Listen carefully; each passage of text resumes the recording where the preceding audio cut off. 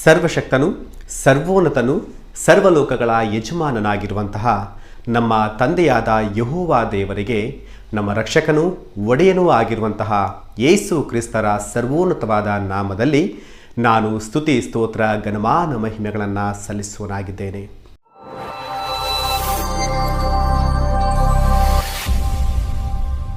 ಕ್ರಿಸ್ತನಲ್ಲಿ ನನ್ನ ಪ್ರೀತಿಯ ದೇವರ ಮಕ್ಕಳೇ, ನಿಮ್ಮೆಲ್ಲರಿಗೂ ಕೂಡ ಯೇಸುಸ್ವಾಮಿಯವರ ಶ್ರೇಷ್ಠವಾದ ನಾಮದಲ್ಲಿ ನನ್ನ ಹೃದಯಪೂರ್ವಕವಾದ ವಂದನೆಗಳನ್ನು ನಾನು ತಿಳಿಯಪಡಿಸುವನಾಗಿದ್ದೇನೆ. ದೇವರು ನಿಮ್ಮೆಲ್ಲರನ್ನು ಕೂಡ ಆಶೀರ್ವದಿಸಿ ಕಾಯ್ದು ಕಾಪಾಡಲಿ. ಪ್ರಿಯರೇ, ನೀವೆಲ್ಲರೂ ಕೂಡ ಈ ಒಂದು ಸಂದೇಶವನ್ನು ಆಸಕ್ತಿಯಿಂದ ನೀವು ಕೇಳಬೇಕೆಂಬುದಾಗಿ ನಾನು ಪ್ರೀತಿಯಿಂದ ನಿಮ್ಮಲ್ಲಿ ಕೇಳ್ಕೊಳ್ತೇನೆ. ಮೊದಲನೇದಾಗಿ ಒಂದು ಸಣ್ಣ ಪ್ರಾರ್ಥನೆಯ ಮೂಲಕ ನಮ್ಮ ಧ್ಯಾನವನ್ನು ನಾವೆಲ್ಲರೂ ಪ್ರಾರಂಭಿಸೋಣ. ಸರ್ವೋನ್ನತನಾಗಿರುವ ಪ್ರೀತಿಯುಳ್ಳ ಪರಲೋಕದಲ್ಲಿರುವ ನಮ್ಮ ತಂದೆಯಾದ ಯೆಹೋವ ದೇವರೇ, ನಿಮ್ಮ ಉನ್ನತವಾದ ಮಹೋನ್ನತವಾದ ನಾಮಕ್ಕೆ ಯೇಸುಸ್ವಾಮಿಯವರ ಸರ್ವಶ್ರೇಷ್ಠವಾದ ಹೆಸರಿನಲ್ಲಿ ಸ್ತೋತ್ರ, ಸ್ತುತಿ, ಘನಮಾನ ಮಹಿಮೆಗಳನ್ನು ಸಲ್ಲಿಸಿ ನಾವು ಪ್ರಾರ್ಥಿಸುವರಾಗಿದ್ದೇವೆ. ದೇವರೇ, ಈ ಸಮಯದಲ್ಲಿ ನಾವು ನಿಮ್ಮ ಮಾತುಗಳನ್ನು ಧ್ಯಾನ ಮಾಡಲಿಕ್ಕಿರುವಾಗ ನಿಮ್ಮ ಆತ್ಮನ ಸಹಾಯವನ್ನು ನಮ್ಮೆಲ್ಲರಿಗೂ ಕೂಡ ಅನುಗ್ರಹ ಮಾಡು. ಹೇಳುವ ನನಗೂ ಕೇಳುವ ನಿಮ್ಮ ಮಕ್ಕಳಿಗೂ ಕೂಡ ನಿಮ್ಮ ಆತ್ಮನ ಸಹಾಯವನ್ನು ಅನುಗ್ರಹ ಮಾಡಿ, ಬಿತ್ತಲ್ಪಡುತ್ತಿರುವಂಥ ಮಾತುಗಳನ್ನು ಗ್ರಹಿಸಿ ಆ ಮಾತುಗಳಲ್ಲಿರುವಂಥ ಶಕ್ತಿಯನ್ನು, ಆ ಮಾತುಗಳ ಆಂತರ್ಯವನ್ನು ಗ್ರಹಿಸುವಂತಹ, ಅರ್ಥ ಮಾಡಿಕೊಳ್ಳುವಂಥ ಶಕ್ತಿಯನ್ನು ನಿಮ್ಮ ಮಕ್ಕಳಾದ ನಮ್ಮೆಲ್ಲರಿಗೂ ಕೂಡ ಅನುಗ್ರಹ ಮಾಡಬೇಕೆಂಬುದಾಗಿ ಬೇಡಿಕೊಳ್ತೇವೆ. ಘನಮಾನ ಸ್ತುತಿ ಸ್ತೋತ್ರಗಳನ್ನು ಯೇಸುವಿನ ನಾಮದಲ್ಲಿಯೇ ನಿಮ್ಮೊಬ್ಬರಿಗೆ ಸಲ್ಲಿಸುತ್ತಾ ಯೇಸುಸ್ವಾಮಿಯವರ ಹೆಸರಿನಲ್ಲಿಯೇ ಈ ಪ್ರಾರ್ಥನೆಯನ್ನು ಬೇಡಿ ಬಂದಿದ್ದೇವೆ. ನಮ್ಮ ಜೀವವುಳ್ಳ ಪರಲೋಕದಲ್ಲಿರುವ ನಮ್ಮ ತಂದೆಯಾದ ಯೆಹೋವ ದೇವರೇ, ಆಮೇನ್, ಆಮೇನ್. ದೇವರ ನಾಮಕ್ಕೆ ಮಹಿಮೆಯಾಗಲಿ. ಪ್ರಿಯರೇ, ನಾವು ಸಂದೇಶವನ್ನು ನಾವು ಪ್ರಾರಂಭಿಸಿಕೊಳ್ಳೋಣ. ಪ್ರಿಯರೇ, ಈ ಸಂದೇಶದಲ್ಲಿ ನಾವು ಧ್ಯಾನ ಮಾಡಲಿಕ್ಕಿರುವಂಥ ವಿಷಯ ಮನುಷ್ಯನು ಹೇಗೆ ದೇವರ ಮಗನಾಗಿ ಮಾರ್ಪಟ್ಟ ಎಂಬುವಂಥ ವಿಷಯ. ಸತ್ಯವೇದದಲ್ಲಿನ ಕೆಲವೊಂದು ವಾಕ್ಯಗಳನ್ನು ನಾವು ಗಮನಿಸುವಂಥ ಪ್ರಯತ್ನವನ್ನು ನಾವು ಮಾಡೋಣ. ಮೊದಲನೇದಾಗಿ ಕೀರ್ತನೆಗಳ ಗ್ರಂಥ 139ನೇ ಕೀರ್ತನೆ 13ನೇ ವಚನವನ್ನು ನಾವೊಮ್ಮೆ ನೋಡಿಕೊಳ್ಳೋಣ. ನನ್ನ ಅಂತರಿಂದ್ರಿಯಗಳನ್ನು ಉಂಟು ಮಾಡಿದವನು, ತಾಯಿಯ ಗರ್ಭದಲ್ಲಿ ನನ್ನನ್ನು ರೂಪಿಸಿದವನು ನೀನಲ್ಲವೋ ಎಂಬುದಾಗಿ. ಪ್ರಿಯರೇ, ಈ ವಾಕ್ಯ ಭಾಗದಲ್ಲಿ ಭಕ್ತನು ಹೇಳ್ತಾ ಇದ್ದಾನೆ, ದೇವ, ತಾಯಿಯ ಗರ್ಭದಲ್ಲಿ ನನ್ನನ್ನು ರೂಪಿಸಿದವನು ನೀನೇ ಅಲ್ಲವೇ? ನನ್ನ ಅಂತರಿಂದ್ರಿಯಗಳನ್ನು ಉಂಟು ಮಾಡಿದವನು ಕೂಡ ನೀನೇ ಅಲ್ಲವೇ ಎಂಬುದಾಗಿ ಹೇಳ್ತಾ ಇದ್ದಾನೆ. ತಾಯಿಯ ಗರ್ಭದಲ್ಲಿ ದೇವರು ಶರೀರವನ್ನು ಸೃಷ್ಟಿಸುವಂಥ ಕೆಲಸವನ್ನು ಮಾಡ್ತಾ ಇದ್ದಾರೆ. ಪ್ರಿಯರ, ಇನ್ನೊಂದು ವಚನವನ್ನು ನಾವು ನೋಡೋಣ. ಜಕರ್ಯ ಪ್ರವಾದನೆ ಗ್ರಂಥ 12ನೇ ಅಧ್ಯಾಯ 1ನೇ ವಚನ. ಆಕಾಶ ಮಂಡಲವನ್ನು ಹರವಿ ಭೂಲೋಕಕ್ಕೆ ಅಸ್ಥಿವಾರವನ್ನು ಹಾಕಿ ಮನುಷ್ಯನೊಳಗೆ ಜೀವಾತ್ಮವನ್ನು ಸೃಷ್ಟಿಸುವ ಯೆಹೋವನು ಎಂಬುದಾಗಿ ಬರೆಯಲ್ಪಟ್ಟಿದೆ. ದೇವರು ತಾಯಿಯ ಗರ್ಭದಲ್ಲಿ ಮನುಷ್ಯನಿಗೆ ಶರೀರವನ್ನು ಸೃಷ್ಟಿಸ್ತಾ ಇದ್ದಾರೆ, ನಿರ್ಮಿಸ್ತಾ ಇದ್ದಾರೆ. ಆ ಶರೀರದ ಒಳಗೆ ಹೋಗಲಿಕ್ಕೆ ಜೀವಾತ್ಮವನ್ನು ಕೂಡ ದೇವರು ಸೃಷ್ಟಿಸಿ ಆ ಶರೀರವನ್ನು ಪ್ರವೇಶಿಸುವ ಹಾಗೆ ಮಾಡ್ತಿದ್ದಾರೆ. ಆ ಮೂಲಕವಾಗಿ ಪ್ರಾಣ, ಆತ್ಮ, ಶರೀರಗಳನ್ನು ಹೊಂದಿದವನಾಗಿ ಮನುಷ್ಯನು ಈ ಭೂಮಿಗೆ ಬರ್ತಾ ಇದ್ದಾನೆ. ಪ್ರಿಯರೇ, ಅಂದರೆ ಮನುಷ್ಯನನ್ನು ಸೃಷ್ಟಿ ಮಾಡಿದ್ದು ದೇವರೇ ಎಂಬುದಾಗಿ ಈ ಮಾತುಗಳ ಮೂಲಕ ನಮಗೆ ಅರ್ಥವಾಗ್ತಿದೆ. ಪ್ರಿಯರೇ, ಇನ್ನೊಂದು ವಚನವನ್ನು ಕೂಡ ನಾವು ನೋಡೋಣ. ಯೆಶಾಯ ಪ್ರವಾದನೆ ಗ್ರಂಥ 45ನೇ ಅಧ್ಯಾಯ 12ನೇ ವಚನ. ಈ ವಾಕ್ಯ ಭಾಗದಲ್ಲಿ ದೇವರು ಹೇಳ್ತಾ ಇದ್ದಾರೆ, ಭೂಲೋಕವನ್ನುಂಟು ಮಾಡಿ ಅದರಲ್ಲಿನ ಮನುಷ್ಯರನ್ನು ಸೃಷ್ಟಿಸಿದವನು ನಾನೇ ಎಂಬುದಾಗಿ ಹೇಳ್ತಿದ್ದಾರೆ. ಅಂದರೆ ಭೂಮಿಯನ್ನು ಸೃಷ್ಟಿ ಮಾಡಿದ ದೇವರೇ ಮನುಷ್ಯನನ್ನು ಕೂಡ ಸೃಷ್ಟಿ ಮಾಡ್ದ ಎಂಬುದಾಗಿ ವಾಕ್ಯವು ಹೇಳ್ತಾ ಇದೆ. ಪ್ರಿಯರೇ, ಅಂದರೆ ಮನುಷ್ಯನ ಸೃಷ್ಟಿ ದೇವರಿಂದಲೇ ಆಗಿದೆ ಎಂಬುದಾಗಿ ಈ ಎಲ್ಲ ದೇವರ ಮಾತುಗಳು ಹೇಳ್ತಾ ಇದ್ದಾವೆ. ಅಂದರೆ ದೇವರು ನಮ್ಮನ್ನು ಸೃಷ್ಟಿ ಮಾಡಿದ್ದಾನೆ ಅಂದರೆ ಮನುಷ್ಯನನ್ನು ಸೃಷ್ಟಿ ಮಾಡಿದ ದೇವರೇ ಆತನಿಗೆ ತಂದೆಯೂ ಕೂಡ ಆಗಿದ್ದಾನೆ. ಹಾಗೆ ನಾವು ಇಬ್ರಿಯರಿಗೆ ಬರೆದ ಪತ್ರಿಕೆ 12ನೇ ಅಧ್ಯಾಯ 9ನೇ ವಚನವನ್ನು ಕೂಡ ನಾವು ನೋಡೋಣ. ಇಬ್ರಿಯ 12:9. ಇದು ಮಾತ್ರವಲ್ಲದೆ ನಮ್ಮನ್ನು ಶಿಕ್ಷಿಸಿದಂತ ಶರೀರ ಸಂಬಂಧವಾದ ತಂದೆಗಳನ್ನು ಸನ್ಮಾನಿಸಿದವಷ್ಟೇ ನಮ್ಮ ಆತ್ಮಗಳಿಗೆ ತಂದೆಯಾಗಿರುವ ಆತನಿಗೆ ನಾವು ಇನ್ನೂ ಹೆಚ್ಚಾಗಿ ಒಳಪಟ್ಟು ಜೀವಿಸಬೇಕಲ್ಲವೇ? ನಮ್ಮನ್ನು ಈ ಲೋಕದಲ್ಲಿ ನಮಗೆ ಬುದ್ಧಿವಾದಗಳನ್ನು ಹೇಳಲಿಕ್ಕೆ, ನಮಗೆ ಸರಿಯಾದ ಮಾರ್ಗವನ್ನು ತೋರಿಸಲಿಕ್ಕೆ, ನಮಗೆ ಶಿಕ್ಷೆಯನ್ನು ಕೊಟ್ಟಂತಹ ನಮ್ಮ ತಂದೆ ತಾಯಿಗಳನ್ನು ನಾವು ಹೆಚ್ಚಾಗಿ ಸನ್ಮಾನಿಸ್ತೇವಲ್ವಾ? ಹಾಗೆಯೇ ನಮ್ಮ ಆತ್ಮಗಳಿಗೆ ತಂದೆಯಾಗಿರುವಂತಹ ದೇವರಿಗೆ ಇನ್ನೂ ಹೆಚ್ಚಾಗಿ ನಾವು ವಿಧೇಯರಾಗಿ ಸನ್ಮಾನಿಸಬೇಕಲ್ವಾ ಎಂಬುದಾಗಿ ಈ ಮಾತು ಹೇಳ್ತಾ ಇದೆ ಪ್ರಿಯರೇ. ಅಂದರೆ ನಮ್ಮ ಆತ್ಮಗಳಿಗೆ, ಮನುಷ್ಯನ ಆತ್ಮಗಳಿಗೆ ತಂದೆ ಯಾರು ಅಂದರೆ ಅದು ನಮ್ಮ ಸೃಷ್ಟಿಕರ್ತನಾಗಿರುವ ದೇವರೇ ಆಗಿದ್ದಾನೆ. ಅಂದರೆ ಈ ಎಲ್ಲ ಮಾತುಗಳ ಮೂಲಕ ನಮಗೇನು ಅರ್ಥ ಆಗ್ತಿದೆ ಅಂದರೆ ಮನುಷ್ಯನನ್ನು ಸೃಷ್ಟಿ ಮಾಡಿದ್ದು ದೇವರೇ. ಅಂದರೆ ಮನುಷ್ಯನು ದೇವರಿಂದ ಸೃಷ್ಟಿಸಲ್ಪಟ್ಟು ದೇವರ ಮಗನಾಗಿ ಈ ಭೂಮಿಗೆ ಬರ್ತಾ ಇದ್ದಾನೆ. ಪ್ರಿಯರೇ, ದೇವರು ನಮ್ಮನ್ನು ಈ ಭೂಮಿಯಲ್ಲಿ ಸೃಷ್ಟಿಸುವಾಗ ಆತನ ಹೋಲಿಕೆಯಲ್ಲಿ, ಆತನ ಸ್ವರೂಪದಲ್ಲಿ ನಮ್ಮನ್ನು ಉಂಟು ಮಾಡ್ತಾರೆ ಪ್ರಿಯರೇ. ಆದಿಕಾಂಡ 1ನೇ ಅಧ್ಯಾಯ 26ನೇ ವಚನವನ್ನು ಕೂಡ ನಾವು ನೋಡೋಣ. ಆಮೇಲೆ ದೇವರು ನಮ್ಮ ಸ್ವರೂಪದಲ್ಲಿ ನಮ್ಮ ಹೋಲಿಕೆಗೆ ಸರಿಯಾಗಿ ಮನುಷ್ಯರನ್ನು ಉಂಟು ಮಾಡೋಣ. ದೇವರು ನಮ್ಮನ್ನ ಆತನ ಸ್ವರೂಪದಲ್ಲಿ, ಆತನ ಹೋಲಿಕೆಯಲ್ಲಿ ನಮ್ಮನ್ನು ಸೃಷ್ಟಿಸಿದ್ದಾನೆ ಪ್ರಿಯರೇ. ಅಂದರೆ ಮನುಷ್ಯನನ್ನ ದೇವರು ಸೃಷ್ಟಿಸಿದ್ದು ದೇವರ ಸ್ವರೂಪದಲ್ಲಿ, ದೇವರ ಹೋಲಿಕೆಯಲ್ಲಿ ಪ್ರಿಯರೇ. ಈ ಜಗತ್ತಿನಲ್ಲಿ ಕೋಟ್ಯಾನುಕೋಟಿ ಜೀವರಾಶಿಗಳನ್ನು ನಾವು ನೋಡ್ಬೋದು. ಆದರೆ ಯಾವ ಜೀವರಾಶಿಯೂ ಕೂಡ ದೇವರ ಸ್ವರೂಪದಲ್ಲಿ ಇಲ್ಲ, ದೇವರ ಹೋಲಿಕೆಯಲ್ಲೂ ಕೂಡ ಕಾಣಲಿಕ್ಕೆ ಸಾಧ್ಯವಾಗುವುದಿಲ್ಲ. ಅದು ಮನುಷ್ಯನು ಮಾತ್ರವೇ ದೇವರ ಸ್ವರೂಪದಲ್ಲಿ, ದೇವರ ಹೋಲಿಕೆಯಲ್ಲಿ ಕಾಣಲಿಕ್ಕೆ ಸಾಧ್ಯ ಪ್ರಿಯರೇ. ಯಾಕೆ ಎಂಬುದಾಗಿ ನಾವು ನೋಡುವುದಾದರೆ, ದೇವರ ಮಕ್ಕಳಾಗಿ ಭೂಮಿಗೆ ಬಂದ ನಾವುಗಳು ದೇವರ ಹಾಗೆ ಈ ಭೂಮಿಯಲ್ಲಿ ಜೀವಿಸಬೇಕು ಅನ್ನೋದು ದೇವರ ಆಸೆ ಪ್ರಿಯರೇ. ದೇವರ ಆಲೋಚನೆ, ದೇವರ ಚಿತ್ತ. ಅಂದರೆ ದೇವರ ಗುಣಲಕ್ಷಣಗಳನ್ನು ಹೊಂದಿದವರಾಗಿ ಒಳ್ಳೆಯ ಪ್ರಜೆಗಳಾಗಿ ಈ ಲೋಕದಲ್ಲಿ ಜೀವಿಸಬೇಕು ಅನ್ನೋದು ದೇವರ ಆಲೋಚನೆ, ದೇವರ ಚಿತ್ತವಾಗಿದೆ ಪ್ರಿಯರೇ. ನಾವೊಂದು ವಾಕ್ಯ ನೋಡೋಣ. ಗಲಾತ್ಯದವರಿಗೆ ಬರೆದ ಪತ್ರಿಕೆ 5ನೇ ಅಧ್ಯಾಯ 22ನೇ ವಚನವನ್ನು ನೋಡೋಣ. ಆದರೆ ದೇವರಾತ್ಮನಿಂದ ಉಂಟಾಗುವ ಫಲವೇನೆಂದರೆ ಪ್ರೀತಿ, ಸಂತೋಷ, ಸಮಾಧಾನ, ದೀರ್ಘಶಾಂತಿ, ದಯೆ, ಉಪಕಾರ, ನಂಬಿಕೆ, ಸಾಧುತ್ವ, ಕ್ಷಮೆದಮೆ ಇಂಥವುಗಳೇ. ಇಲ್ಲಿ ದೇವರ ವಾಕ್ಯದಲ್ಲಿ ನೋಡ್ತೇವೆ, ಒಬ್ಬ ಮನುಷ್ಯ ದೇವರಾತ್ಮನಿಂದ ತುಂಬಿದವನಾಗಿ ಜೀವಿಸಿದ್ರೆ ಅವನು ಹೇಗಿರ್ತಾನೆ ಅಂತ ಹೇಳಿದ್ರೆ, ಅಂದರೆ ದೇವರ ಮಗನಾಗಿ ಒಬ್ಬ ಮನುಷ್ಯ ಈ ಲೋಕದಲ್ಲಿ ಜೀವಿಸುವುದಾದರೆ ಅವನು ಎಂಥ ಗುಣಗಳನ್ನು ಹೊಂದಿರ್ತಾನೆ ಗೊತ್ತಾ? ಅಂದರೆ ಪ್ರೀತಿ, ಸಂತೋಷ, ಸಮಾಧಾನ, ದೀರ್ಘಶಾಂತಿ, ದಯೆ, ಉಪಕಾರ, ನಂಬಿಕೆ, ಸಾಧುತ್ವ, ಕ್ಷಮೆದಮೆ, ಇಂತಹ ಒಳ್ಳೆಯ ಗುಣಗಳನ್ನು ಹೊಂದಿದವನಾಗಿ ಮನುಷ್ಯ ಈ ಲೋಕದಲ್ಲಿ ದೇವರ ಮಗನಾಗಿ ಜೀವಿಸ್ತಾನೆ ಪ್ರಿಯರೇ. ದೇವರ ಮಗನಾಗಿ ಜೀವಿಸ್ತಾನೆ. ಅದಕ್ಕೋಸ್ಕರವಾಗಿಯೇ ದೇವರು ನಮ್ಮನ್ನು ತನ್ನ ಮಕ್ಕಳಾಗಿ ತನ್ನ ಸ್ವರೂಪದಲ್ಲಿ, ತನ್ನ ಹೋಲಿಕೆಯಲ್ಲಿ ಸೃಷ್ಟಿ ಮಾಡಿ ಈ ಭೂಮಿಗೆ ಕಳುಹಿಸಿಕೊಡುವಂಥ ಪ್ರಯತ್ನವನ್ನು ಮಾಡ್ತಾ ಪ್ರಿಯರೇ. ಆದರೆ ಕಾಲಕ್ರಮೇಣ ಏನಾಯಿತು ಅಂದರೆ, ಮನುಷ್ಯ ದೇವರ ಮಗನಾಗಿ, ದೇವರ ಗುಣಲಕ್ಷಣಗಳನ್ನು ಹೊಂದಿದವನಾಗಿ ಜೀವಿಸುವುದನ್ನು ಬಿಟ್ಟು ದೇವರನ್ನು ಮರೆತು ಹೋಗಿ ಲೋಕವನ್ನು ನೋಡ್ತಾ, ಲೋಕಕ್ಕೆ ಆಕರ್ಷಿತನಾಗಿ ಲೋಕದಲ್ಲಿರುವ ಪಾಪದ ಕಾರ್ಯಗಳನ್ನು ಮಾಡುತ್ತಾ, ಪಾಪದ ಲಕ್ಷಣಗಳನ್ನು ತುಂಬಿಕೊಂಡವರಾಗಿ ದೇವರ ಮಗನ ಸ್ಥಾನದಿಂದ ಹೊರಗೆ ಬರುವಂಥ ಪ್ರಯತ್ನವನ್ನು ಮಾಡ್ತಾನೆ ಪ್ರಿಯರೇ. ನಮ್ಮೆಲ್ಲರಿಗೂ ಗೊತ್ತುಂಟು ಪಾಪವು ಹೇಗೆ ಭೂಮಿಗೆ ಬಂತು ಎಂಬುದಾಗಿ. ಆದಾಮ ಹವ್ವಳು ದೇವರಿಗೆ ಅವಿಧೇಯತೆಯನ್ನು ತೋರಿಸುವ ಮೂಲಕ ಪಾಪವನ್ನು ಈ ಭೂಮಿಗೆ ಬರುವ ಹಾಗೆ ಮಾಡ್ತಾರೆ. ಪಾಪದ ಜೊತೆಯಲ್ಲಿ ಮರಣವು ಕೂಡ ಬರುತ್ತೆ ಪ್ರಿಯರೇ. ಅನಂತರ ಜನಸಂಖ್ಯೆ ಹೆಚ್ಚಾದ ಹಾಗೆಲ್ಲ ಪಾಪಗಳನ್ನು ಮಾಡ್ತಾ, ಪಾಪದ ಆಲೋಚನೆಗಳಿಂದ, ಪಾಪದ ಗುಣಲಕ್ಷಣಗಳುಳ್ಳವನಾಗಿಯೇ ಜೀವಿಸ್ತಾನೆ ಪ್ರಿಯರೇ. ಅಂದರೆ ಪಾಪದ ಬಂಧನದಿಂದ ತಪ್ಪಿಸಿಕೊಳ್ಳೋಕ್ಕೆ ಯಾವ ಮನುಷ್ಯನಿಗೂ ಕೂಡ ಸಾಧ್ಯವಾಗಲಿಲ್ಲ ಪ್ರಿಯರೇ. ಅಂದರೆ ಪಾಪದ ಬಂಧನ ಅಷ್ಟು ಬಲಿಷ್ಠವಾಗಿತ್ತು. ದೇವರನ್ನು ಮರೆತು ದೇವರ ಆಲೋಚನೆಗಳನ್ನು, ದೇವರ ಚಿತ್ತವನ್ನು, ದೇವರ ಗುಣಲಕ್ಷಣಗಳನ್ನು ಕೂಡ ಮರೆತು ಮನುಷ್ಯ ಪಾಪದ ಆಲೋಚನೆಗಳುಳ್ಳವನಾಗಿ, ಪಾಪದ ಗುಣಲಕ್ಷಣಗಳನ್ನು ಹೊಂದಿದವನಾಗಿ, ದುಷ್ಟನ ಮಗನಾಗಿ, ದುರಾತ್ಮನ ಮಗನಾಗಿ, ಸೈತಾನನ ಮಗನಾಗಿ ಈ ಲೋಕದಲ್ಲಿ ಜೀವಿಸಲಿಕ್ಕೆ ಪ್ರಾರಂಭಿಸ್ತಾನೆ ಪ್ರಿಯರೇ. ಈ ಪಾಪದ ಗುಣಗಳೆಲ್ಲವೂ ಕೂಡ ಯಾರದು ಅಂದರೆ ಅದು ಸೈತಾನನ ಗುಣಗಳಾಗಿವೆ, ದೇವರ ವಿರೋಧಿಯ ಗುಣಗಳಾಗಿವೆ ಪ್ರಿಯರೇ. ಒಬ್ಬ ಮನುಷ್ಯ ದೇವರ ಮಗನಾಗಿ, ದೇವರ ಗುಣಲಕ್ಷಣಗಳನ್ನು ಹೊಂದಿದವನಾಗಿ ಜೀವಿಸದೆ ಅವನು ಪಾಪದ ಗುಣಲಕ್ಷಣಗಳನ್ನು ಹೊಂದಿದವನಾಗಿ ಜೀವಿಸ್ತಾ ಇದ್ದಾನೆ ಅಂದರೆ ಅವನು ದೇವರ ಮಗನ ಸ್ಥಾನವನ್ನು ಬಿಟ್ಟು ಹೊರಗೆ ಬಂದಿದ್ದಾನೆ ಅಂತಲೇ ಅರ್ಥ. ಅವನು ಸೈತಾನನ ಮಗನಾಗಿ ಜೀವಿಸ್ತಾ ಇದ್ದಾನೆ ಅಂತಲೇ ಅರ್ಥ ಪ್ರಿಯರೇ. ಒಂದು ವಾಕ್ಯವನ್ನು ನೋಡೋಣ.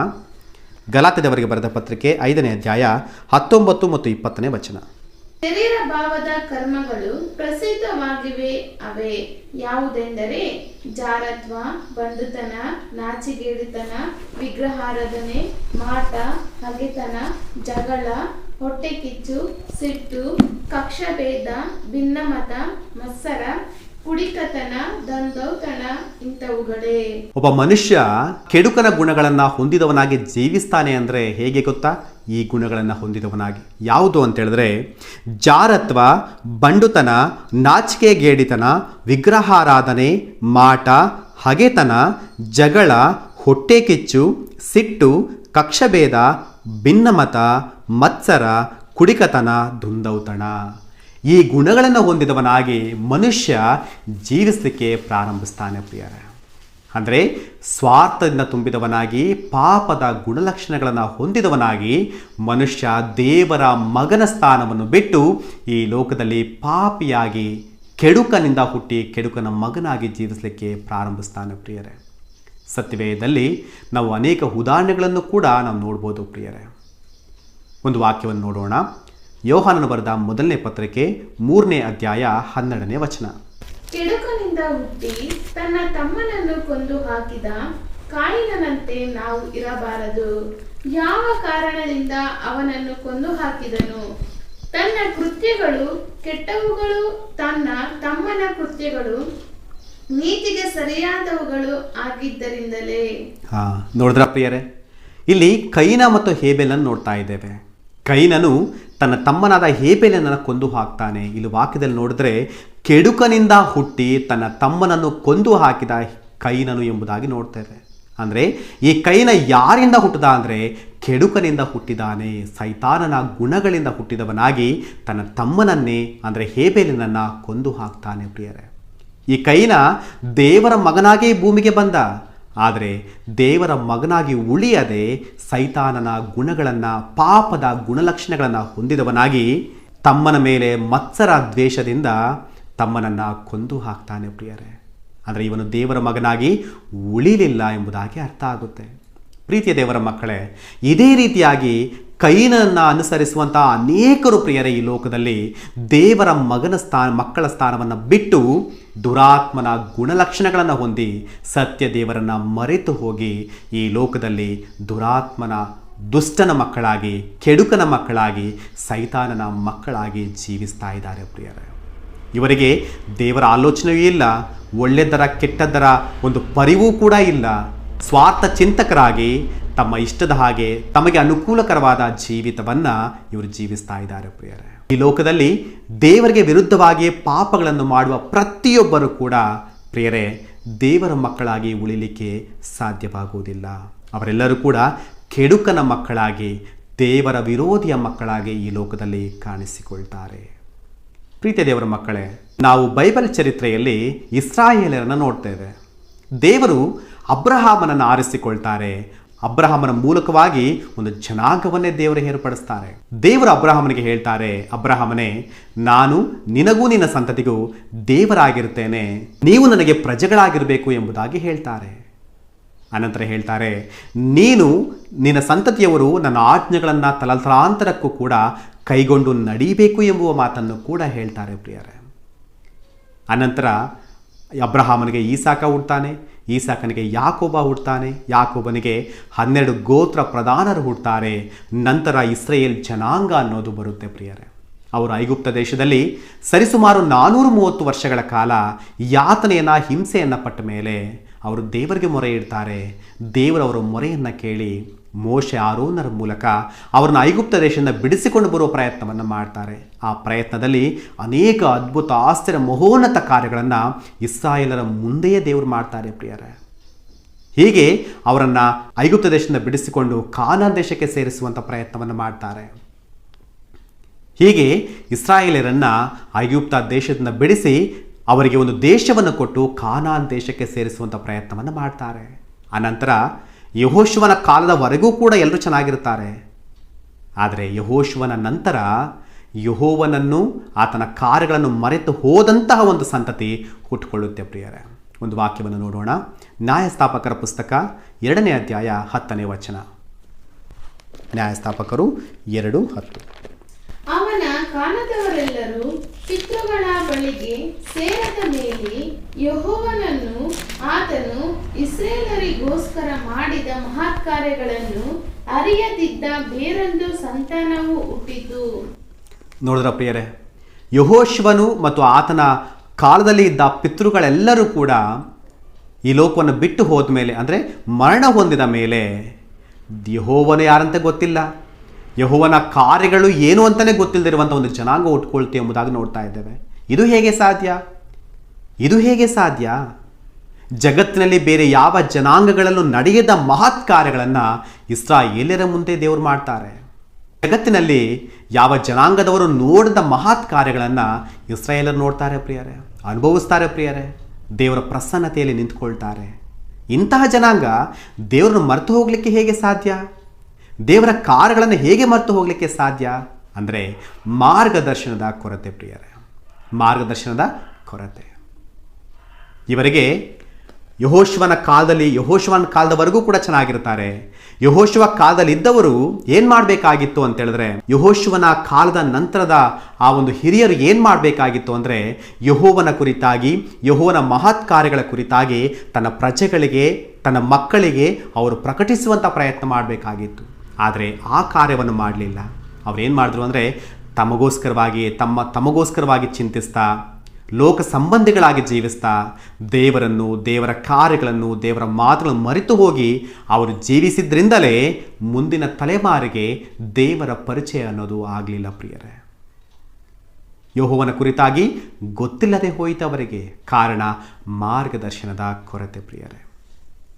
ಪ್ರೀತಿಯ ದೇವರ ಮಕ್ಕಳೇ, ದೇವರ ಮಕ್ಕಳಾಗಿ ಈ ಭೂಮಿಗೆ ನಾವು ಬಂದರೂ ಕೂಡ ಅವನು ದೇವರ ಮಗನಾಗಿ ಉಳಿಲಿಲ್ಲ ಪ್ರಿಯರೇ.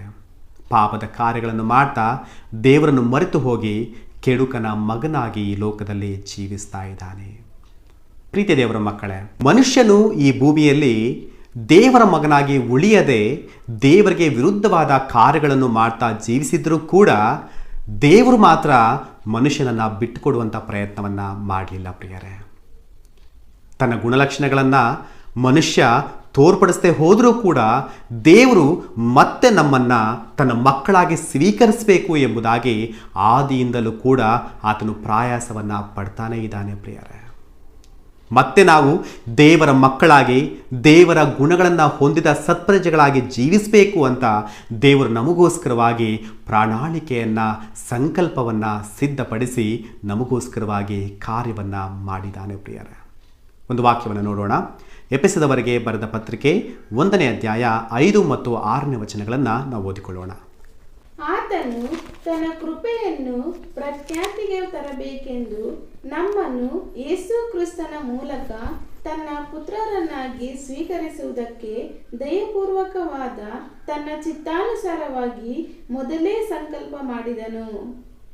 ಈ ಕೃಪಾದಾನವು ಆತನ ಪ್ರಿಯನಲ್ಲಿಯೇ ನಮಗೆ ದೊರೆಯಿತು. ನೋಡಿದ್ರ ಪ್ರಿಯರೇ, ಅಂದರೆ ದೇವರು ನಮ್ಮನ್ನು ಮತ್ತೆ ಆತನಿಗೆ ಮಕ್ಕಳಾಗಿ ಸ್ವೀಕರಿಸಬೇಕು ಅಂತ ಆತನು ಮೊದಲೇ ನಿಷ್ಕರ್ಷ ಮಾಡಿದನು, ಸಂಕಲ್ಪ ಮಾಡಿದನು ಎಂಬುದಾಗಿ ಈ ಮಾತು ನಮಗೆ ಹೇಳ್ತಾ ಇದೆ ಪ್ರಿಯರೇ. ಅಂದರೆ ನಮ್ಮ ರಕ್ಷಕನಾದ ಪ್ರಭು ಯೇಸು ಕ್ರಿಸ್ತನ ಮೂಲಕವಾಗಿ ನಮ್ಮನ್ನು ಮತ್ತೆ ದೇವರು ತನ್ನ ಮಕ್ಕಳಾಗಿ ಸ್ವೀಕರಿಸಬೇಕು ಎಂಬುದಾಗಿ ಆತನು ಕಾರ್ಯವನ್ನು ಮಾಡ್ತಾ ಬರ್ತಿದ್ದಾನೆ ಪ್ರಿಯರೇ. ಆತನು ಕಾರ್ಯವನ್ನು ಮಾಡಿದ್ದಾನೆ ಪ್ರಿಯರೇ. ಹೇಗೆ ದೇವರ ಮಕ್ಕಳ ಸ್ಥಾನವನ್ನು ಬಿಟ್ಟು ಬಂದ ನಮ್ಮನ್ನು ದೇವರು ಹೇಗೆ ಯೇಸು ಕ್ರಿಸ್ತನ ಮೂಲಕವಾಗಿ ಮತ್ತೆ ತನಗೆ ಮಕ್ಕಳಾಗಿ ನಮ್ಮನ್ನು ಸ್ವೀಕರಿಸಿಕೊಳ್ತಾನೆ? ಪ್ರಿಯರೇ, ಒಂದು ವಾಕ್ಯವನ್ನು ನಾವು ನೋಡೋಣ. ಅದೇ ಎಫೆಸದವರೆಗೆ ಬರೆದ ಪತ್ರಿಕೆ 1ನೇ ಅಧ್ಯಾಯ 7ನೇ ವಚನ. ಈತನು ನಮಗೋಸ್ಕರ ತನ್ನ ರಕ್ತವನ್ನು ಸುರಿಸಿದ್ದರಿಂದ ನಮ್ಮ ಅಪರಾಧಗಳು ಪರಿಹಾರವಾಗಿ ನಮಗೆ ಬಿಡುಗಡೆಯಾಯಿತು. ಇದು ದೇವರ ಕೃಪಾತಿಶಯವೇ. ದೇವರ ನಾಮಕ್ಕೆ ಮಹಿಮೆ ಉಂಟಾಗಲಿ. ಪ್ರಿಯರೇ, ಹೇಗೆ ದೇವರು ಯೇಸುಸ್ವಾಮಿಯವರ ಮೂಲಕ ನಮ್ಮೆಲ್ಲರನ್ನ, ಮನುಷ್ಯನನ್ನ ತನಗೆ ಮಗನಾಗಿ ಮಗಳಾಗಿ ಸ್ವೀಕರಿಸ್ತಾರೆ ಅಂತ ಹೇಳಿದ್ರೆ, ಪ್ರಿಯರೇ, ಮನುಷ್ಯನು ದೇವರ ಮಗನ ಸ್ಥಾನವನ್ನು ಬಿಟ್ಟು ಪಾಪಿಯಾಗಿ ಲೋಕದಲ್ಲಿ ಜೀವಿಸ್ತಾ ಇದ್ದಾನೆ. ಅವನು ಮತ್ತೆ ದೇವರ ಮಗನಾಗಬೇಕು ಅಂದರೆ ತಾನಿರುವಂತಹ ಪಾಪಗಳಿಂದ ಹೊರಗಡೆ ಬರಬೇಕು, ತನ್ನ ಪಾಪಗಳನ್ನು ಪರಿಹರಿಸಿಕೊಳ್ಬೇಕು ಪ್ರಿಯರೇ. ಮನುಷ್ಯ ತಾನು ಮಾಡುವ ಯಾವುದೇ ಪುಣ್ಯದ ಕ್ರಿಯೆಯಿಂದಾಗಲಿ ತಾನು ಮಾಡುವ ಯಾವುದೇ ಕ್ರಿಯೆಯಿಂದಾಗಲಿ ಅವನು ತನ್ನ ಪಾಪಗಳನ್ನು ಪರಿಹರಿಸಿಕೊಳ್ಳೋಕ್ಕೆ ಸಾಧ್ಯವೇ ಇಲ್ಲ ಪ್ರಿಯರೇ. ಎಲ್ಲೇ ಹೋದರೂ ಕೂಡ ಏನೇ ಮಾಡಿದ್ರೂ ಕೂಡ ತನ್ನ ಪಾಪಗಳನ್ನು ಪರಿಹರಿಸಿಕೊಳ್ಳಲಿಕ್ಕೆ ಸಾಧ್ಯವೇ ಇಲ್ಲ. ಹಳೆ ಒಡಂಬಡಿಕೆಯಲ್ಲೂ ಕೂಡ ಇಸ್ರಾಯೇಲರು ಬಲಿಗಳನ್ನು ಕೊಡ್ತಾ ಇದ್ರು ತನ್ನ ಪಾಪಗಳನ್ನು ಪರಿಹಾರ ಮಾಡಿಕೊಳ್ಳಲಿಕ್ಕೆ. ಆದರೆ ಅವರು ಕೊಡುವಂತಹ ಬಲಿಗಳು ಅವರ ಪಾಪಗಳನ್ನು ಪರಿಪೂರ್ಣವಾಗಿ ಪರಿಹಾರ ಮಾಡಲಿಕ್ಕೆ ಸಾಧ್ಯವಾಗಲಿಲ್ಲ ಪ್ರಿಯರೇ. ಅದಕ್ಕೋಸ್ಕರವಾಗಿಯೇ ಮನುಷ್ಯನಿಂದ ಸಾಧ್ಯವಾಗದ ಒಂದು ಕಾರ್ಯವನ್ನು ದೇವರು ಮಾಡಲಿಕ್ಕಾಗಿ, ಅಂದರೆ ಮನುಷ್ಯನ ಪಾಪಗಳನ್ನು ಮನುಷ್ಯನು ಪರಿಹರಿಸಿಕೊಳ್ಳೋಕ್ಕಾಗೋದಿಲ್ಲ ಎಂಬುದಾಗಿ ಅರಿತ ದೇವರು ತಾನೇ ಮನುಷ್ಯನ ರೂಪವನ್ನು ಧರಿಸಿಕೊಂಡು ಈ ಭೂಮಿಗೆ ಬರುವಂಥ ಪ್ರಯತ್ನವನ್ನು ಮಾಡ್ತಾರೆ ಪ್ರಿಯರೇ. ಅಂದರೆ ಯೇಸು ಸ್ವಾಮಿಯವರು ಮನುಷ್ಯನ ರೂಪವನ್ನು ಧರಿಸಿಕೊಂಡು ಈ ಭೂಮಿಗೆ ಬರ್ತಾರೆ ಪ್ರಿಯರೇ. ಈ ಭೂಮಿಯಲ್ಲಿ ಪರಿಶುದ್ಧರಾಗಿ ಆತನು ಜೀವಿಸ್ತಾನೆ ಪ್ರಿಯರೇ. ಆತನು ಜೀವಿಸುವ ಕಾಲದಲ್ಲಿ ಯಾರೊಬ್ಬರೂ ಕೂಡ ಆತನಲ್ಲಿ ಒಂದು ಸ್ವಲ್ಪ ಪಾಪವನ್ನು ಕೂಡ ತೋರಿಸಲಿಕ್ಕೆ ಸಾಧ್ಯವಾಗಲಿಲ್ಲ ಪ್ರಿಯರೇ. ಹಾಗೆ ಕಲ್ವಾರಿ ಶಿಲುಬೆಯ ಮೇಲೆ ನಮ್ಮೆಲ್ಲರ ಪಾಪಗಳನ್ನು ಹೊತ್ತುಕೊಂಡು ಪಾಪ ಸ್ವರೂಪಿಯಾಗಿ ಮಾರ್ಪಟ್ಟರು ಪ್ರಿಯರೇ. ನಮ್ಮ ಶಿಕ್ಷೆಯನ್ನು ಆತನು ಅನುಭವಿಸಿ ತನ್ನ ರಕ್ತವನ್ನು ಸುರಿಸಿ ತನ್ನ ಪ್ರಾಣವನ್ನು ಬಲಿಯಾಗಿ ಅರ್ಪಿಸ್ತಾರೆ ಪ್ರಿಯರೇ. ಆತನ ರಕ್ತದ ಮೂಲಕ ಆತನ ಬಲಿಯಾಗದ ಮೂಲಕವಾಗಿ ಮನುಷ್ಯನಿಗೆ ಪಾಪ ಪರಿಹಾರವನ್ನೋದು ಸಿಕ್ತು ಪ್ರಿಯರೇ. ಯಾವಾಗ ಯೇಸು ಸ್ವಾಮಿಯವರು ಪಾಪ ಪರಿಹಾರಕ್ಕಾಗಿ ತನ್ನ ರಕ್ತವನ್ನು ಸುರಿಸಿದ್ರು, ತನ್ನ ಪ್ರಾಣವನ್ನು ಬಲಿಯಾಗಿ ಅರ್ಪಿಸಿದ್ರು, ಅದರ ಮೂಲಕವಾಗಿ ಮನುಷ್ಯ ಪಾಪದಿಂದ ಹೊರಬರಲಿಕ್ಕೆ ಸಾಧ್ಯವಾಯಿತು ಪ್ರಿಯರೇ.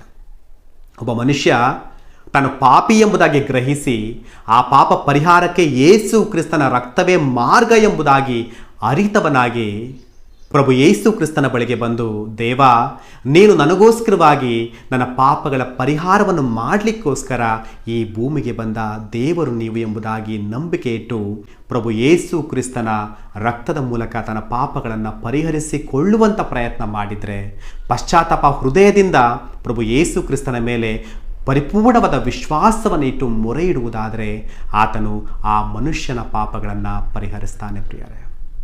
ಯೇಸು ಕ್ರಿಸ್ತನ ಮೂಲಕ ಪಾಪಗಳನ್ನು ಪರಿಹರಿಸಿಕೊಂಡ ಮೇಲೆ ಆ ಮನುಷ್ಯ ದೇವರಿಗೆ ಮಗನಾಗಿ ಮಗಳಾಗಿ ಮಾರ್ಪಡ್ತಾರೆ ಪ್ರಿಯರೇ. ನಾವೊಂದು ಸಾರಿ ಎಫೆಸದವರಿಗೆ ಬರೆದ ಪತ್ರಿಕೆ 1ನೇ ಅಧ್ಯಾಯ 11ನೇ ವಚನವನ್ನು ನೋಡೋಣ. ಇದಲ್ಲದೆ ಆತನಲ್ಲಿ ನಾವು ದೇವರ ಸ್ವಕೀಯ ಪ್ರಜೆಯಾದೆವು. ನೋಡಿದ್ರ ಪ್ರಿಯರೇ, ಅಂದರೆ ಪ್ರಭು ಯೇಸು ಕ್ರಿಸ್ತನಲ್ಲಿ ನಾವು ದೇವರಿಗೆ ಸ್ವಕೀಯ ಪ್ರಜೆಯಾಗಿ ಮಾರ್ಪಟ್ಟೆವು ಎಂಬುದಾಗಿ ಹೇಳ್ತಾ ಇದೆ. ಅಂದರೆ ಪ್ರಭು ಯೇಸು ಕ್ರಿಸ್ತನ ಮೇಲೆ ನಾವು ನಂಬಿಕೆ ಇಡುವಾಗ, ಆತನ ರಕ್ತದ ಮೂಲಕ ನಮ್ಮ ಪಾಪಗಳನ್ನು ಪರಿಹಾರ ಮಾಡಿಕೊಳ್ಳುವಾಗ ನಾವು ಏನಾಗ್ತೇವೆ ಅಂದರೆ ದೇವರಿಗೆ ಮಗಳಾಗಿ ದೇವರಿಗೆ ಮಗನಾಗಿ ಮಾರ್ಪಡ್ತೇವೆ. ಒಬ್ಬ ಮನುಷ್ಯ ಯೇಸು ಕ್ರಿಸ್ತನ ಮೇಲಿನ ನಂಬಿಕೆಯಿಂದಲೇ ದೇವರಿಗೆ ಮತ್ತೆ ಮಕ್ಕಳಾಗಿ ಮಾರ್ಪಡ್ತಾರೆ. ಒಂದು ವಾಕ್ಯವನ್ನು ನಾವು ನೋಡೋಣ. ಯೋಹನನು ಬರೆದ ಸುವಾರ್ತೆ 1ನೇ ಅಧ್ಯಾಯ 12ನೇ ವಚನ. ಯಾರು ಆತನನ್ನು ಅಂಗೀಕರಿಸಿದರೋ, ಅಂದರೆ ಆತನ ಹೆಸರಿನಲ್ಲಿ ನಂಬಿಕೆ ಇಟ್ಟರೋ, ಅವರಿಗೆ ದೇವರ ಮಕ್ಕಳಾಗುವ ಅಧಿಕಾರ ಕೊಟ್ಟನು. ನೋಡಿದ್ರ ಪ್ರಿಯರೇ, ಅಂದರೆ ಯಾರ್ಯಾರು ಯೇಸು ಸ್ವಾಮಿಯವರನ್ನ ನಂಬುತ್ತಾರೋ, ಆತನ ಮೇಲೆ ನಂಬಿಕೆ ಇಡ್ತಾರೋ, ಆತನನ್ನು ಅಂಗೀಕರಿಸ್ತಾರೋ ಅವರೆಲ್ಲರಿಗೂ ದೇವರ ಮಕ್ಕಳಾಗುವಂಥ ಅಧಿಕಾರವನ್ನು ದೇವರು ಕೊಡ್ತಾರೆ ಪ್ರಿಯರೇ.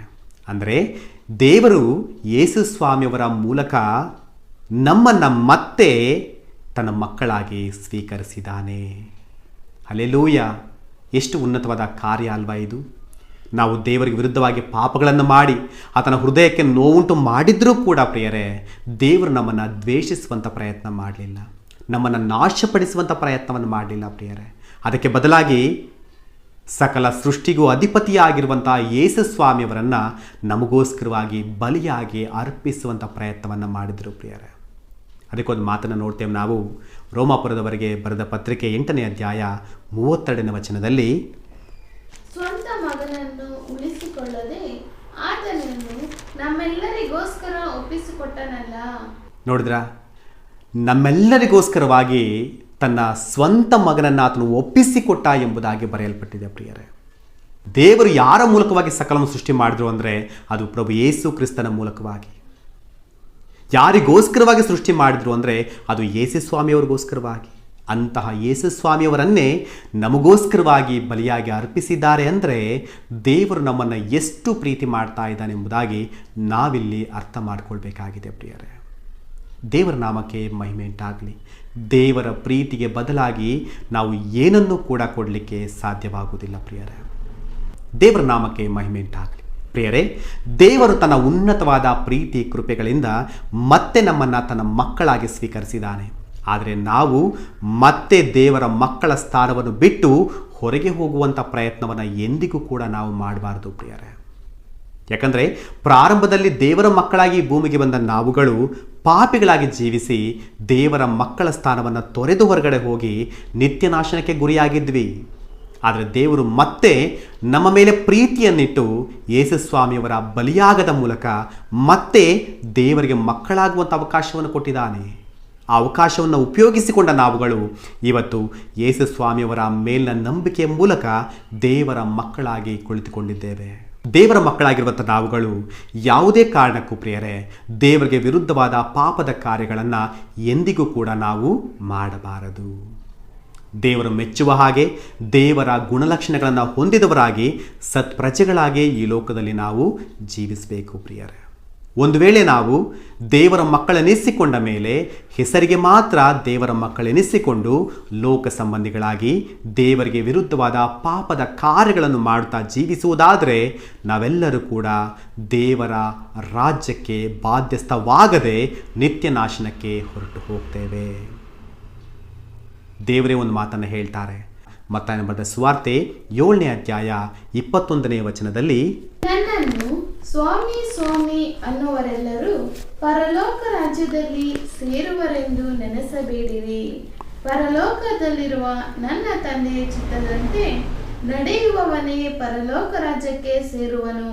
ನೋಡಿದ್ರ ಪ್ರಿಯರೇ, ಸ್ವಾಮಿ ಸ್ವಾಮಿ ಅಂತ ಹೇಳ್ತಾ ನಾವು ದೇವರ ಮಕ್ಕಳು ಅಂತ ಹೇಳ್ಕೊಳ್ತಾ ಲೋಕ ಸಂಬಂಧಿಗಳಾಗಿ ಪಾಪಿಗಳಾಗಿ ಲೋಕಸ್ಥರ ಹಾಗೆ ಜೀವಿಸುವ ಪ್ರತಿಯೊಬ್ಬರು ಕೂಡ ದೇವರ ರಾಜ್ಯಕ್ಕೆ ಹೋಗೋದಿಲ್ಲ. ಅವರೆಲ್ಲರೂ ಕೂಡ ದೇವರ ಕೋಪಾಗ್ನಿ ದಂಡನೆಯನ್ನು ಅನುಭವಿಸ್ತಾ ನಿತ್ಯಾಗ್ನಿ ದಂಡನೆಯಲ್ಲಿ ನಿತ್ಯ ನಾಶನಕ್ಕೆ ಹೊರಟು ಹೋಗ್ತಾರೆ ಪ್ರಿಯರೇ. ಯಾರು ದೇವರ ರಾಜ್ಯಕ್ಕೆ ಬಾಧ್ಯಸ್ಥರಾಗ್ತಾರೆ ಅಂದರೆ ಯಾರು ನಿಜವಾದ ದೇವರ ಮಕ್ಕಳೆನಿಸಿಕೊಂಡು ದೇವರಿಗೆ ಇಷ್ಟವಾದ ಜೀವಿತವನ್ನು ಜೀವಿಸ್ತಾರೋ, ಯಾರು ದೇವರ ಚಿತ್ತವನ್ನು ಈ ಲೋಕದಲ್ಲಿ ನೆರವೇರಿಸ್ತಾರೋ ಅವರು ಮಾತ್ರ ದೇವರ ರಾಜ್ಯಕ್ಕೆ ಬಾಧ್ಯಸ್ಥರಾಗ್ತಾರೆ ಪ್ರಿಯರೇ. ತಂದೆಯ ಆಸ್ತಿಗೆ ನಿಜವಾದ ವಾರಸ್ದಾರ ಯಾರು ಅಂದರೆ ನಿಜವಾದ ಮಕ್ಕಳೇ ಅಲ್ವಾ? ತಂದೆಯ ಘನತೆಯನ್ನು ಕಾಪಾಡುವವರೇ ಅಲ್ವಾ? ತಂದೆಯ ಗೌರವವನ್ನು ಎತ್ತಿ ಹಿಡಿಯುವವರೇ ಅಲ್ವಾ? ಹೆಸರಿಗೆ ಮಾತ್ರ ಮಕ್ಕಳಾಗಿರುವವರು ಹೇಗೆ ತಂದೆಯ ಆಸ್ತಿಗೆ ವಾರಸ್ದಾರರಾಗ್ತಾರೆ? ಪ್ರೀತಿಯ ದೇವರ ಮಕ್ಕಳೇ, ದೇವರು ನಮ್ಮನ್ನು ತನ್ನ ಉನ್ನತವಾದ ಪ್ರೀತಿಯಿಂದ ಪ್ರಭು ಯೇಸು ಕ್ರಿಸ್ತನ ಮರಣದ ಮೂಲಕ ಮತ್ತೆ ತನಗೆ ಮಕ್ಕಳಾಗಿ ಸ್ವೀಕರಿಸಿಕೊಂಡಿದ್ದಾನೆ. ಹಾಗಾಗಿ ನಾವೆಲ್ಲರೂ ಕೂಡ ನಿಜವಾದ ದೇವರ ಮಕ್ಕಳಾಗಿ ದೇವರು ಮೆಚ್ಚುವಂಥ ಜೀವಿತವನ್ನು ಜೀವಿಸುವಂಥ ಹಂಗಿನಲ್ಲಿ ನೀವು ಕೂಡ ಇದ್ದೇವೆ ಪ್ರಿಯರೇ. ಇವತ್ತು ಜಗತ್ತನ್ನು ಒಮ್ಮೆ ನೋಡುವುದಾದರೆ ಇವತ್ತು ಜಗತ್ತಿನಲ್ಲಿ ದೇವರ ಮಕ್ಕಳೆನಿಸಿಕೊಳ್ಳುವವರು ಕೋಟ್ಯಾನುಕೋಟಿ ಸಂಖ್ಯೆಯಲ್ಲಿದ್ದಾರೆ. ಆದರೆ ಅನೇಕರು ದೇವರ ಭಯವಿಲ್ಲದೆ ಭಕ್ತಿ ಇಲ್ಲದೆ ದೇವರ ಚಿತ್ತವನ್ನು ಅರಿತುಕೊಳ್ಳುವಂಥ ಪ್ರಯತ್ನವನ್ನು ಮಾಡದೆ ಸ್ವಾರ್ಥಿಗಳಾಗಿ ಲೋಕ ಸಂಬಂಧಿಗಳಾಗಿ ಲೋಕದ ಪಾಪಗಳಲ್ಲಿ ಲೋಕದ ಆಶಾಪಾಶಗಳಲ್ಲಿ ಬಿದ್ದು ತಮ್ಮ ಜೀವಿತಗಳನ್ನು ನಾಶ ಮಾಡಿಕೊಳ್ತಾ ಇದ್ದಾರೆ. ದೇವರ ಮಕ್ಕಳ ಸ್ಥಾನವನ್ನು ತೊರೆದು ಮತ್ತೆ ಕೆಡುಕನ ಮಕ್ಕಳಾಗಿ ಜೀವಿಸಲಿಕ್ಕೆ ಪ್ರಯತ್ನ ಮಾಡ್ತಿದ್ದಾರೆ ಪ್ರಿಯರೇ. ಇದು ಒಳ್ಳೆಯ ಶಕುನವಲ್ಲ ಪ್ರಿಯರೇ. ದೇವರ ಕೋಪ ಭಯಂಕರವಾಗಿರುವಂಥದ್ದು ಪ್ರಿಯರೇ. ಅದನ್ನು ಸಹಿಸಿಕೊಳ್ಳಲಿಕ್ಕೆ ಖಂಡಿತವಲ್ಲೂ ನಮ್ಮಿಂದ ಸಾಧ್ಯವಾಗುವುದಿಲ್ಲ. ಎಲ್ಲಿಯ ತನಕ ನಾವು ದೇವರ ಪ್ರೀತಿಯಲ್ಲಿ ನಿಂತುಕೊಂಡಿರ್ತೇವೋ ಅಲ್ಲಿಯ ತನಕ ಮಾತ್ರವೇ ನಮಗೆ ರಕ್ಷಣೆ. ಯಾವಾಗ ನಾವು ದೇವರ ಮಕ್ಕಳ ಸ್ಥಾನವನ್ನು ಬಿಟ್ಟು ಹೊರಗೆ ಹೋಗಿ ಪಾಪಿಗಳಾಗಿ ಜೀವಿಸಲಿಕ್ಕೆ ನಮಗೋಸ್ಕರವಾಗಿ ಲೋಕ ಸಂಬಂಧಿಗಳಾಗಿ ಜೀವಿಸಲಿಕ್ಕೆ ಪ್ರಾರಂಭಿಸ್ತೇವೋ ಖಂಡಿತವಾಗ್ಲೂ ದೇವರ ಕೋಪವನ್ನು ರುಚಿ ನೋಡಬೇಕಾಗಿ ಬರುತ್ತೆ. ಒಮ್ಮೆ ನೀವು ದೇವರ ಕೋಪದ ರುಚಿ ಹೇಗಿರುತ್ತೆ ಎಂಬುದಾಗಿ ನಿಮ್ಗೆ ಅರ್ಥ ಆಗಬೇಕು ಅಂದರೆ ಇಸ್ರಾಯೇಲರ ಚರಿತ್ರೆಯನ್ನು ಒಮ್ಮೆ ನೀವು ಅಧ್ಯಯನ ಮಾಡುವುದಾದರೆ ನಿಮ್ಗೆ ಅರ್ಥ ಆಗುತ್ತೆ ದೇವರ ಕೋಪದ ರುಚಿ ಹೇಗಿರುತ್ತೆ ಎಂಬುದಾಗಿ. ಪ್ರೀತಿಯ ದೇವರ ಮಕ್ಕಳೇ, ಮನುಷ್ಯನನ್ನು ನಾಶ ಮಾಡಲಿಕ್ಕೆ ನಿತ್ಯಾಗ್ನಿ ಕಾಯ್ತಾ ಇದೆ ಪ್ರಿಯರೇ. ಅದರಿಂದ ತಪ್ಪಿಸಬೇಕು ಅಂತಲೇ ಯೇಸುಸ್ವಾಮಿಯವರು ತನ್ನ ಪ್ರಾಣವನ್ನೇ ನಮಗೋಸ್ಕರವಾಗಿ ಬಲಿಯಾಗಿ ಅರ್ಪಿಸಿ ದೇವರ ಮಕ್ಕಳನ್ನಾಗಿ ನಮ್ಮನ್ನು ಮಾರ್ಪಡಿಸಿದ್ದಾರೆ. ಹೀಗಿರುವಾಗ ಪ್ರಿಯರೇ, ನಾವೆಲ್ಲರೂ ಕೂಡ ದೇವರ ಮಗನಾಗಿ ಮಗಳಾಗಿ ಜೀವಿಸುತ್ತಾ ದೇವರು ಮೆಚ್ಚುವಂಥ ಜೀವಿತವನ್ನು ನಡೆಸುತ್ತಾ ಪರಲೋಕ ರಾಜ್ಯದಲ್ಲಿ ಯುಗ ಯುಗಗಳವರೆಗೆ ಸಂತೋಷವಾಗಿ ಜೀವಿಸುವಂಥ ಪ್ರಯತ್ನವನ್ನು ನಾವು ಮಾಡೋಣ ಪ್ರಿಯರೇ. ದೇವರು ಈ ಸಂದೇಶದ ಮೂಲಕ ನಮಗೆ ಎಚ್ಚರಿಕೆಯನ್ನು ಕೊಡ್ತಾ ಇದ್ದಾರೆ. ಒಂದು ವೇಳೆ ನಾವು ದೇವರ ಮಕ್ಕಳಾಗಿ ಮಾರ್ಪಟ್ಟ ಮೇಲೆ ಮತ್ತೆ ಆ ಸ್ಥಾನದಿಂದ ಹೊರಗೆ ಹೋಗುವಂಥ ಪ್ರಯತ್ನ ಮಾಡ್ತಾ ಇದ್ದೀವೇನೋ, ಲೋಕ ಸಂಬಂಧಿಗಳಾಗಿ ಜೀವಿಸ್ತಾ ಇದ್ದೀವೇನೋ, ದೇವರಿಗೆ ಇಷ್ಟವಿಲ್ಲದ ಕಾರ್ಯಗಳಲ್ಲಿ ನಾವಿದ್ದೀವೇನೋ ಒಮ್ಮೆ ಪರಿಶೀಲಿಸಿಕೊಳ್ಳೋಣ ಪ್ರಿಯರೇ. ಒಂದು ವೇಳೆ ನಾವೇನಾದರೂ ಇಂತಹ ದೇವ್ರ ಇಷ್ಟವಿಲ್ಲದ ಕಾರ್ಯಗಳನ್ನು ನಾವು ಇರುವುದಾದರೆ ಬದಲಾಯಿಸಿಕೊಳ್ಳೋಣ, ಸರಿಪಡಿಸಿಕೊಳ್ಳೋಣ, ಎಚ್ಚರಿಸಿಕೊಳ್ಳೋಣ. ದೇವರ ಬರೋಣ ಹತ್ತಿರವಾಗಿದೆ. ಪ್ರಭು ಯೇಸು ಕ್ರಿಸ್ತನ ಬರೋಣ ಹತ್ತಿರವಾಗಿದೆ ಪ್ರಿಯರೇ. ಅದರೊಳಗಾಗಿ ನಮ್ಮನ್ನು ಸರಿಪಡಿಸಿಕೊಂಡು ದೇವರ ಮಕ್ಕಳಾಗಿಯೇ ನಾವೆಲ್ಲರೂ ಜೀವಿಸೋಣ, ದೇವರ ರಾಜ್ಯಕ್ಕೆ ಬಾಧ್ಯಸ್ಥರಾಗೋಣ. ನೋಡಿದ್ರ ಪ್ರಿಯರೇ, ಹೀಗೆ ದೇವರ ಮಗನಾಗಿ ಭೂಮಿಗೆ ಬಂದ ಮನುಷ್ಯನು ಪಾಪಿಯಾಗಿ ದೇವರ ಮಗನ ಸ್ಥಾನವನ್ನು ಬಿಟ್ಟು ಹೊರಗಡೆ ಹೋದ. ನಂತರ ದೇವರು ತನ್ನ ಮಗನಾದ ಯೇಸು ಸ್ವಾಮಿಯವರ ಬಲಿಯಾಗದ ಮೂಲಕ ಮತ್ತೆ ನಮ್ಮನ್ನು ತನ್ನ ಮಕ್ಕಳನ್ನಾಗಿ ಸ್ವೀಕರಿಸಿದ್ದಾನೆ. ದೇವರ ನಾಮಕ್ಕೆ ಮಹಿಮೆ ಉಂಟಾಗಲಿ. ಆತನ ಪ್ರೀತಿಗೆ, ಆತನ ಕೃಪೆಗೆ, ನಮಗೋಸ್ಕರವಾಗಿ ಆತನು ಮಾಡಿದ ತ್ಯಾಗಕ್ಕೆ ನಾನು ಉನ್ನತವಾದ ಸ್ತುತಿ, ಸ್ತೋತ್ರ, ಘನಮಾನ ಮಹಿಮೆಗಳನ್ನು ತಂದೆಯಾದ ಯೆಹೋವ ದೇವರಿಗೆ ನಾನು ಸಮರ್ಪಿಸುವನಾಗಿದ್ದೇನೆ. ದೇವ ನಿಮಗೆ ಮಹಿಮೆಯಾಗಲಿ ಸ್ವಾಮಿ. ಇಷ್ಟು ಉನ್ನತವಾದ ಧನ್ಯತೆಯನ್ನು ಪಡೆದಿರುವ ನಾವೆಲ್ಲರೂ ಕೂಡ ದೇವರ ಮಕ್ಕಳಾಗಿ ಜೀವಿಸೋಣ. ಅಂತ ಉನ್ನತವಾದ ಕೃಪೆಯನ್ನು ದೇವರು ನಮ್ಮೆಲ್ಲರಿಗೂ ಕೂಡ ಕೊಡಲಿ ಎಂಬುದಾಗಿ ನಾನು ದೇವರಲ್ಲಿ ಪ್ರಾರ್ಥಿಸುವನಾಗಿದ್ದೇನೆ. ಈ ಮಾತುಗಳ ಮೂಲಕ ದೇವರು ನಿಮ್ಮೆಲ್ಲರನ್ನು ಕೂಡ ಆಶೀರ್ವದಿಸಲಿ. ಎಲ್ಲರಿಗೂ ಶಾಲೋಮ್.